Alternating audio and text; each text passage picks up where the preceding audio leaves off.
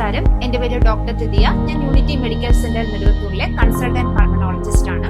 അപ്പോൾ ഇന്ന് നമ്മൾ ഉറക്കമില്ലായ്മ അല്ലെങ്കിൽ ഉറക്കക്കുറവിനെ കുറിച്ചിട്ടുള്ള, അതായത് എന്തൊക്കെ കാരണം കൊണ്ടാണ് ഉറക്കക്കുറവ് അല്ലെങ്കിൽ ഉറക്കമില്ലായ്മ ഉണ്ടാകുന്നത്, അപ്പോൾ അതിന്റെ ഉള്ള പരിഹാരങ്ങൾ എന്തൊക്കെയാണെന്ന് നമുക്ക് നോക്കാം.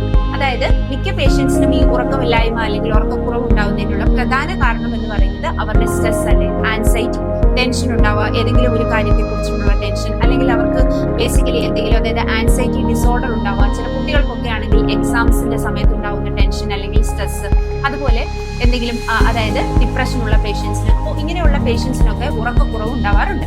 അതല്ലാതെ നമ്മളുടെ തന്നെ ആഹാര രീതിയുമായിട്ട് ബന്ധപ്പെട്ട് ഉറക്കക്കുറവ് ഉണ്ടാവാനായിട്ടുള്ള പ്രധാന റീസൺ ആണ് അതായത് അസിഡിക് കണ്ടന്റ് ഉള്ള, അതായത് അസിഡിറ്റി ഉണ്ടാക്കുന്ന ആഹാരങ്ങൾ, അതായത് ഉറങ്ങുന്നതിന് മുന്നേ പ്രത്യേകിച്ചും രാത്രി സമയങ്ങളിൽ അസിഡിക് ആയിട്ടുള്ള ഫുഡ് ധാരാളമായിട്ട് കഴിച്ചിട്ട് ഉണ്ടാകുന്ന പേഷ്യൻസിന് അസിഡിറ്റി കാരണം അവർക്ക് ബുദ്ധിമുട്ടുണ്ടാവുകയും ഉറക്കം നഷ്ടപ്പെടുകയും ചെയ്യുന്ന ഒരവസ്ഥ